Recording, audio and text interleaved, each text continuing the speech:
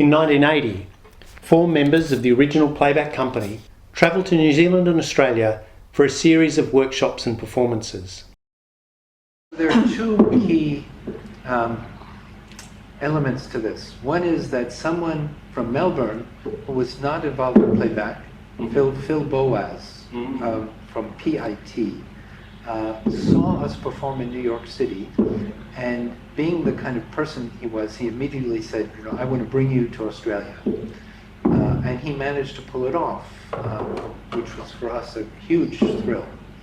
At the same time, Bridget and Francis, from the time that they were in New Zealand, one of their good friends happened to have our first brochure, a little brochure that said Playback Theatre, and showed it to them.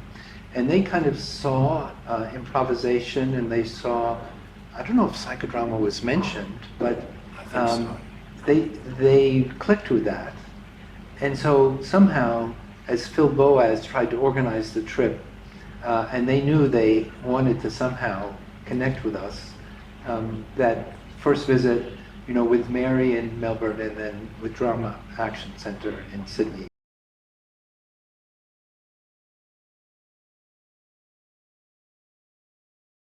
So you did some workshops with them in Melbourne and then in Sydney. Right. Yeah. And do you have any memory of those initial workshops? Well, I remember that it was exciting. There were people from the acting world, there were people from, you know, the therapy world. There was a whole range of people. Yeah. That first Playback Theatre performance in Australia was held in Melbourne on June 28th. And was followed by 2 other performances, each with a larger audience, with the 3rd performance having a packed house. You can see the team for those performances here. The next stop was Sydney and the Drama Action Centre for another series of performances and workshops. The first performance in Sydney was to a packed house at the Nimrod Theatre, now Belvoir Street, on July 6th, followed by a second performance at the Greenwich Community Centre. Do you have a memory of what it was like seeing or exploring Playback for the first time? Yeah, it was just immediately sort of feeling, oh, this is interesting, because we've both done our psychodrama training and we're sort of used to that format of a director extracting the sort of the story and the scene from the protagonist. Actually, by the time we showed up in Sydney, you know, Drama Action, with their Lecoq roots, as well as an interest in applied theatre in the community, that was actually more central than psychodrama. You know, when I think of that whole trip, it wasn't the psychodrama community that we were, as far as in my recollection, that we were connecting with. It was this, you know, wild bunch of creative Aussies and Kiwis, and who were most, if connected most of all, through Drama Action Centre. So at this stage, Playback was 5 years old. Yeah. Had you been doing many workshops to train others, or was it still in the phase of learning yourself? We've begun to do some teaching. Not so much. But, you know, looking back, I mean, now we think of a company that's 5 years old as being in its very early stages, you know, so it's kind of outrageous. But, so we had some idea of how to transmit it. We shared very openly everything that we knew, and they were meeting us more than halfway. I mean, it is a long time ago, but my memory is in all of those workshops, it was just kind of a ferment of creativity and encounter and co-creativity. And I remember, you know, I thought of myself as a theatre person, even though I didn't have formal training in theatre. So it was very meaningful to me that we would find ourselves at something called the Drama Action Centre with people who were doing intensive theatre training. And so I love that. Yes.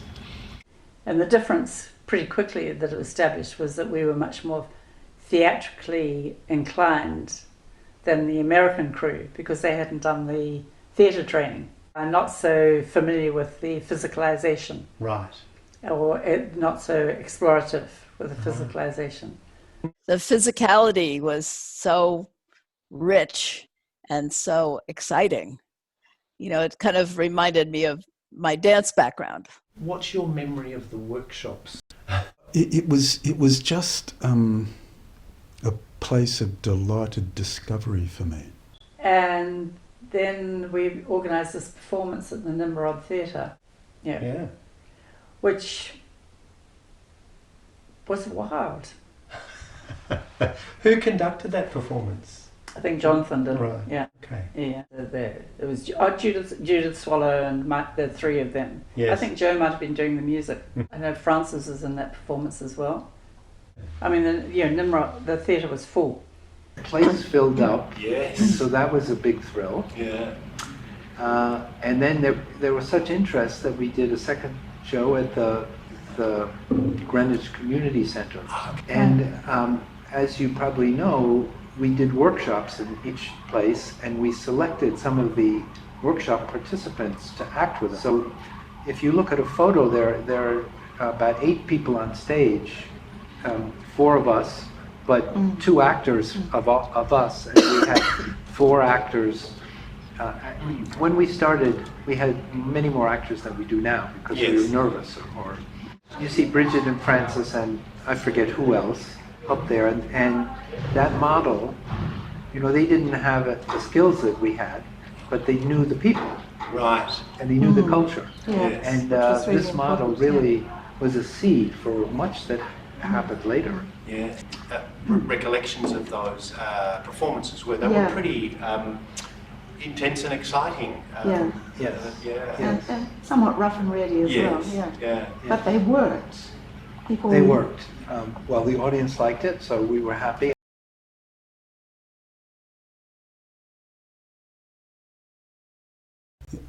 It was an outing before they flew back to the States, and there was much conversation, and Bridget and Francis and Mary, who were the senior people there, basically said, we'd like to start a company here. Right. What do you think about that? And Jonathan and the others said, yes, please do. There's a terrific sense of connection between what we do and what you do.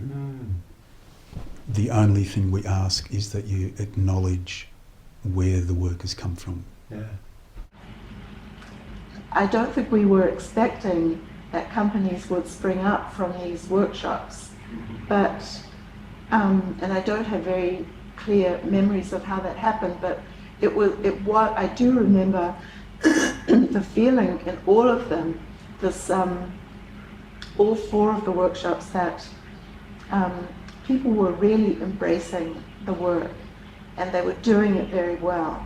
After Australia, we did a similar series of things in Wellington, a workshop and then performance, and then Auckland, Right. same thing. So it was those, Melbourne, Sydney, Wellington, And we Auckland. did 19 days of work in something like 20 days. We were very exhausted, but we were so thrilled at the success of the whole trip that once we got home, it took me days and days and days to be able to fall asleep.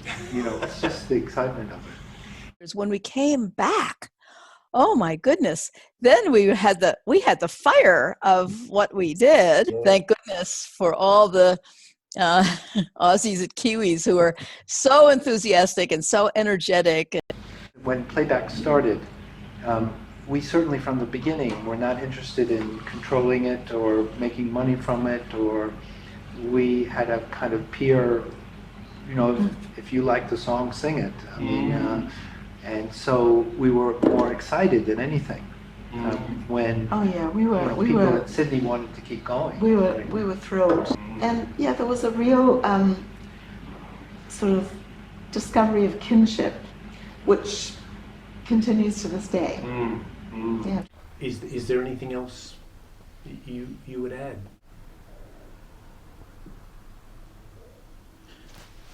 Just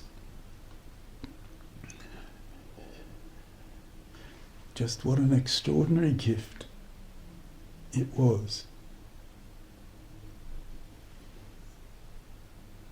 So these people came from their home and they said, we've made this thing.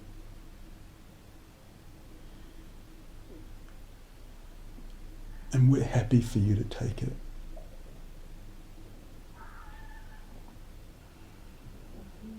Because we believe in it and we can see that you do too. It was a gift.